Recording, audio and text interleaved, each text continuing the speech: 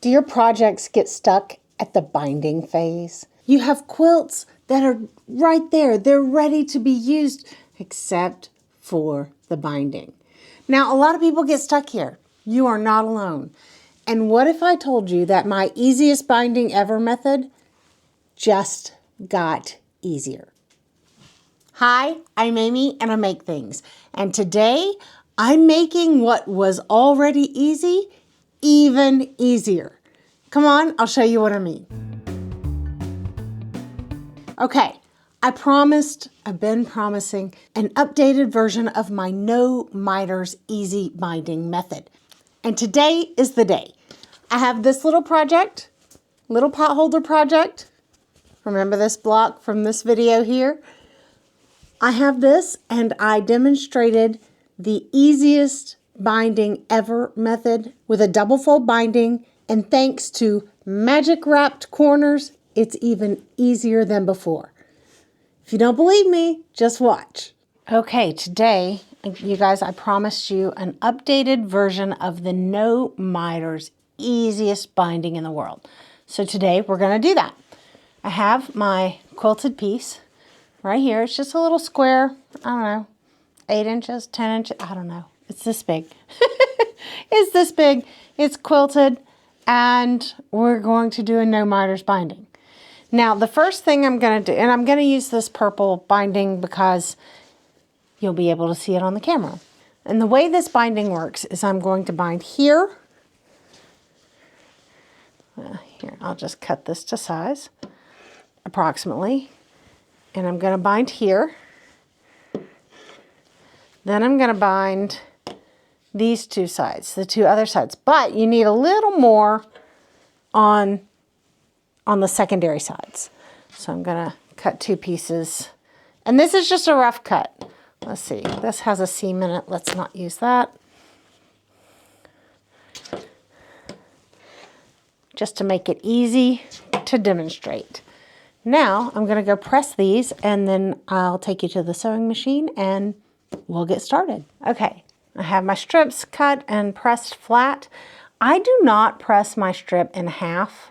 I mean, you can if you prefer that, but I just don't bother because it works just fine this way. And so what I'm going to do first is I'm going to fold this just in half and stitch it to this side. Then I will take the other shorter piece, this one, and do the same thing on the opposite side. All right, so I'm going to do that now. I'll get you a better view of the sewing machine. I'm just attaching this as you would normal binding with your 1/4 inch foot or whatever distance you prefer. I'm using my non-guided 1/4 inch foot. That way it gives me a little play if I need it. And I have lengthened my stitch length to about, well, I can tell you, I think 3.5, yes.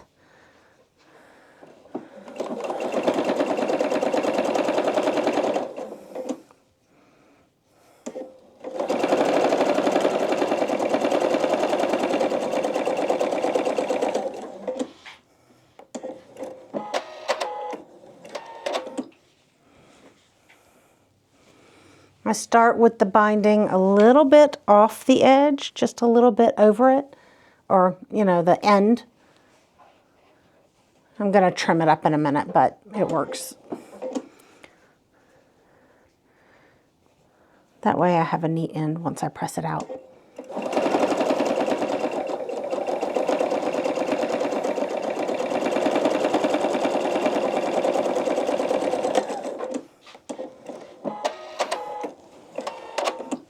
So I've got side 1 and side 2 attached, and I'm going to press them out, and then I'm going to trim it flush with these edges. So I'm going to trim it. You can see it better from the back. I'm just going to trim it straight with the edges on all 4 pieces. I am going to bind this by hand, and normally what I would do now is I would take and I would go ahead and stitch down side 1 and side 2. In the interest of time, I'm going to use the glue, and I'm going to glue base this right down here and press it so it'll hold so that I can show you the next step. Give me just a minute. It occurs to me that you might want to see that. So I'm going to take my glue. It's just Elmer's washable school glue.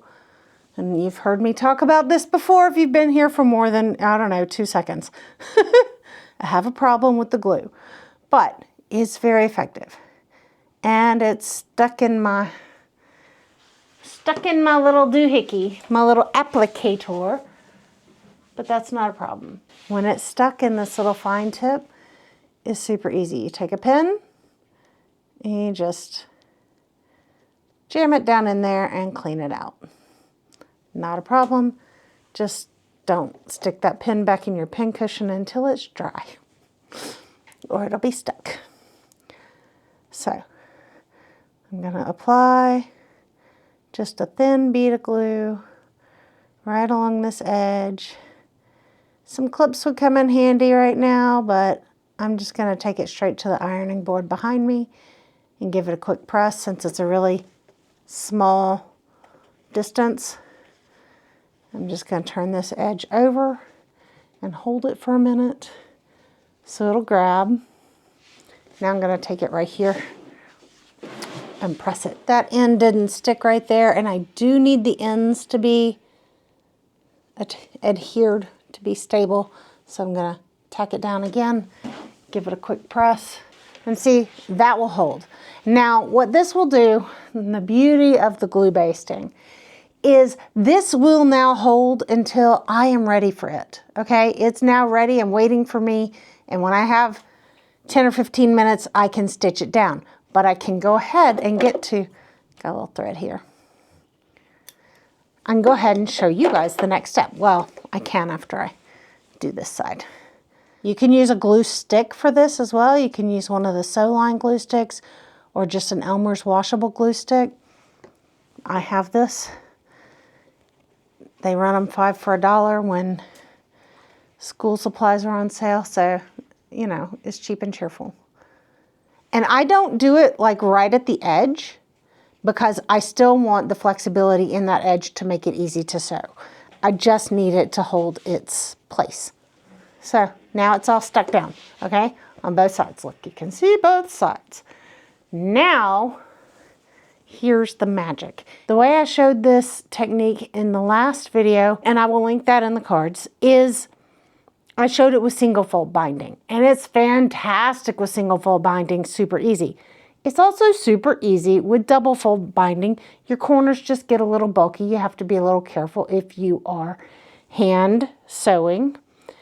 But here's the trick I learned. All right, so when I am gonna go and put this piece on this end, instead of starting like this, so this inch tail that I leave, I'm gonna wrap it around the back. So I have it right here and then coming over the front just like we normally would, right? All right, and what I'm gonna do, I am gonna clip it right there because I need that to be a little bit exact. Now when I come to this side, I'm gonna clip that inch tail, right? Clip it to where it's just an inch as well. And I'm gonna wrap it around the back here as well. See, I'm wrapped it around the back and I'm gonna clip it. Now, if I were doing this on like a large piece, a large quilt or just a longer piece, I wouldn't do this secondary part until the end, okay? There's no need to go like all the way down the side of a quilt because it's just not gonna work actually. But on this little piece, I'm gonna show you, all right? So you're gonna clip it over the edge. Now I still have my right sides showing, so I folded it wrong sides together. It's a double fold binding, and I'm gonna stitch with that piece on the back down the edge, apply it down the edge.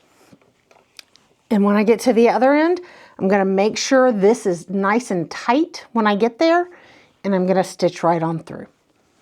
All right, I'll move the camera so you guys can see that up close. So I'm gonna use my 1/4 inch foot again, put my needle down, and I've got that wrapped around the back, and I'm gonna stitch until I'm about 2 inches from the end. So if you're doing a big piece, a big quilt, you're just gonna go until you're about 2 inches from the end. Clip your piece, and you wanna make sure it's kinda nice and tight, all right? Folded 1 inch under. And I'm gonna catch both sides as I go down, all right? So see? Okay, so here's what we've got. It is attached here and wraps around the corners on the back. Now the magic of this is right here. Now when I pull it to the other side, this end is already wrapped, okay? So now when I go to stitch it down, the end is already wrapped, like magic. All right, I'll do it again on the other side so you can see, and because I have to do it anyway. So like I said, I'm gonna take my folded piece of binding, just like you would apply it regularly, leave it about 1 inch over. I'm gonna wrap this around the back edge. I'm gonna put a little clip right there. I'm gonna straighten this guy out. And because this piece is small, I am doing it all in one step. So I'm gonna go ahead and trim my end. Throw my scissors on the floor, whoops. And wrap this around the back, just like that. And I'm gonna put another little clip there. And like I say, I only do this all at once because it's a tiny piece. Then we're gonna sew.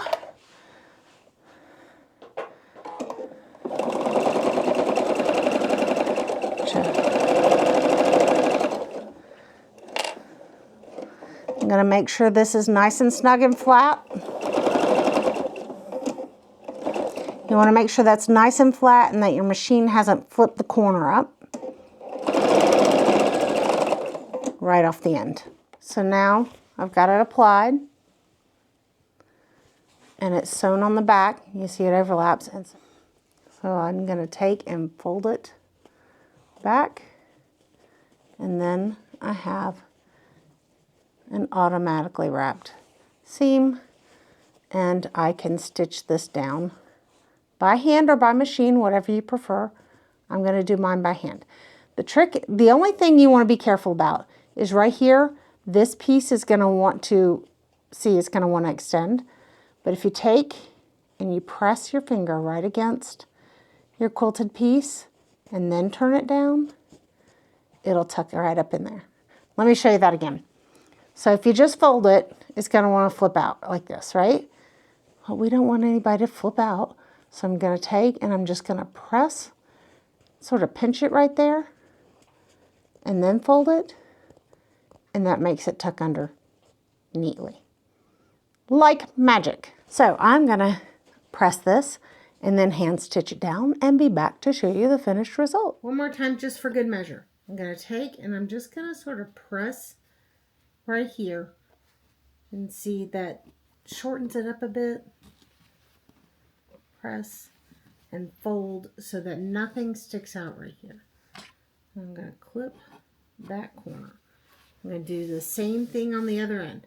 And the same as when you were when you were applying the binding on the machine, don't worry about this other end until you get, I don't know, 6 inches away from it or so, if you're using it on a large quilt. So I'm just gonna press right here. You see how that pulls that in? That's what you want. All right, you're gonna press right there and then fold it over. Well, I lost my crease. Hang on, I gotta turn it so I can work with it this way. So I'm gonna press right here, okay? And that pulls in, let's see if you can see. That creates that little bit of angle right there, shortens it up, fold, and clip. All right, nothing's sticking out right here. Then you're just gonna stitch it as usual. You didn't believe me that it could get easier, did you? But it did, and it's so fast and so easy. It's fantastic for small projects, but it's great for large projects too. Sometimes the worst part of quilting is wrestling the whole quilt to get the binding all the way around the edges. But if you're just working one side at a time, you have eliminated, some of that wrestle with a large quilt. So, magic wrapped corners is even easier. And here's the finished project. All right? It's so simple. And look at those corners. Look at those corners. All wrapped up. My whip stitch down on the back. Or your ladder stitch, invisible seaming. Whatever works for you. I hope that you will give this new method a try with the magic wrapped corners, and I hope you love it. You know what else I hope? I hope you never, ever forget that you make the world more beautiful just by being in it. I'm Amy, and I'll see you next time.